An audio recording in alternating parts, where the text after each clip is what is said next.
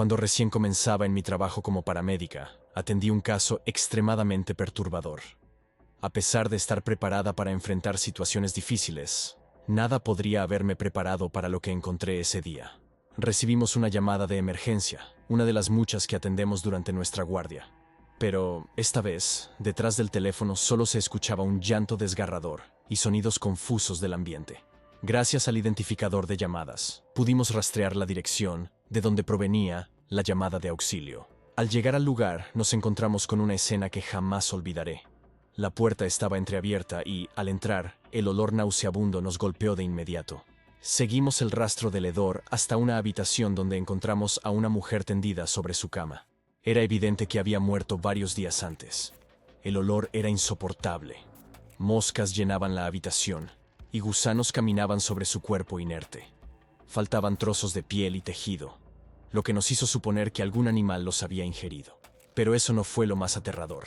Lo realmente impactante fue descubrir que la llamada de auxilio la había realizado su hija, quien convive con síndrome de Down y demencia.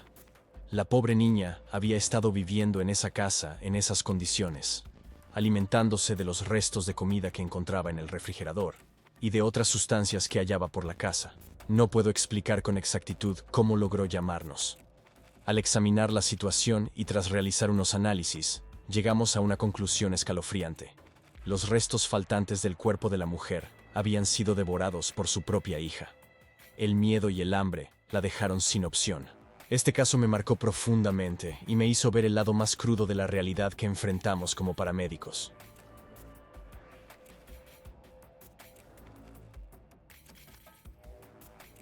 Desde niño soñé con ser médico y salvar vidas.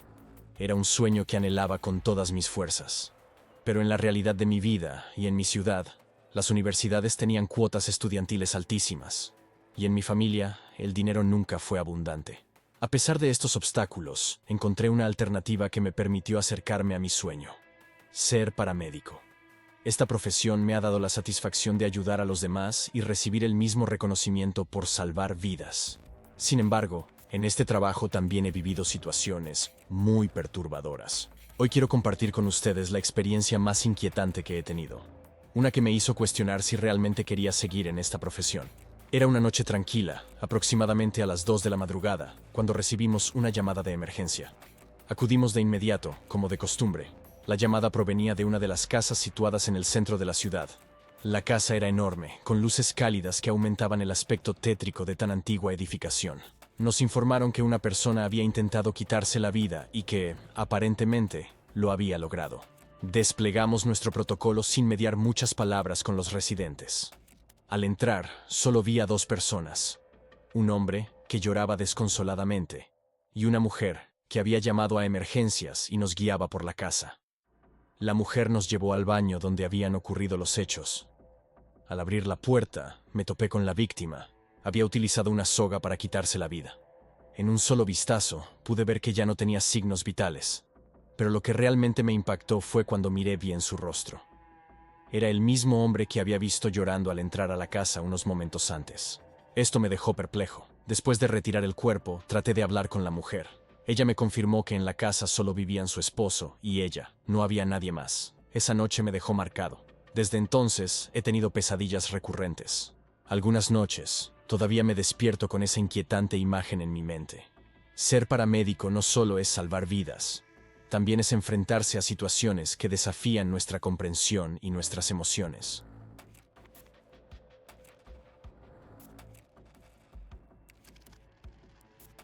En el inicio de su carrera como paramédico, mi madre vivió una experiencia que la marcó para siempre. Recuerdo claramente cuando me narró esta historia, aún visiblemente afectada por lo que presenció. Era una llamada de emergencia por un accidente automovilístico que involucraba a una familia con niños pequeños. La escena que se desplegó ante sus ojos al llegar al lugar del incidente era aterradora. Un camión colisionó brutalmente con el vehículo familiar, dejando una estampa de desolación y tragedia. Es crucial comprender la magnitud del horror que enfrentaron. La posibilidad de encontrar sobrevivientes en el vehículo más pequeño era casi nula. Sin embargo, mi madre y su equipo avanzaron con determinación hacia el accidente para prestar ayuda. Al llegar al vehículo destrozado, se encontraron con un panorama desgarrador. 3 de los 4 pasajeros estaban sin vida. Pero lo que los dejó perplejos fue la figura de una niña, que a pesar de estar inconsciente, no mostraba signos visibles de lesiones. De hecho, parecía estar en un estado de calma inusual, como si estuviera ajena al caos circundante. Actuaron con rapidez y profesionalismo, trasladando a la niña al hospital más cercano. Durante el trayecto, ocurrió algo sorprendente. La niña abrió sus ojos y comenzó a hablar con los paramédicos, como si estuviera contando una historia cotidiana. Describía con detalle cada momento del accidente, como si estuviera narrando una experiencia vivida desde afuera de su propio cuerpo. La situación tomó un giro aún más desconcertante cuando, al llegar al hospital, el médico que la examinó informó que la niña había estado sin signos vitales durante un tiempo considerable. No podían explicar cómo era posible que estuviera hablando y pareciera tan consciente. Este suceso dejó una huella indeleble en mi madre y en todo su equipo, aunque prefieren no hablar mucho al respecto. Como enfermera de emergencias, he enfrentado numerosas experiencias que han dejado una profunda impresión en mí, pero ninguna tan perturbadora como la historia que voy a compartir, aunque nunca he presenciado este fenómeno personalmente. Los relatos de mis colegas han alimentado mis temores y me han hecho reflexionar sobre la extraña presencia que acecha en nuestro estacionamiento de ambulancias. Se trata de un niño cuyo espíritu parece estar ligado de manera inexplicable a una de nuestras ambulancias. Se dice que este vehículo fue el último transporte para su pequeño cuerpo, llevándolo al hospital donde fue declarado sin vida. Desde entonces, los avistamientos de este niño fantasma han sido frecuentes, especialmente alrededor de esa ambulancia en particular. Lo más inquietante es que este niño parece ser travieso por naturaleza. Se ha reportado que descompone la radio, impidiendo así que acudamos a los llamados de emergencia. Además, parece tener predilección por ciertos individuos, como uno de nuestros conductores de ambulancias. Este chofer cuenta que ha tenido un vínculo peculiar con el niño, quien parece haberse ensañado con él. Sus pertenencias son objeto de las travesuras del espíritu, que disfruta moviéndolas del lugar. Incluso se ha dicho que el niño exige dulces como tributo. Y si no se le ofrece, puede manifestar su descontento, tirando de los pies del conductor mientras duerme. Es importante destacar que este niño no parece ser maligno. A pesar de que nunca he tenido el privilegio o la desgracia de verlo, he escuchado su risa en varias ocasiones.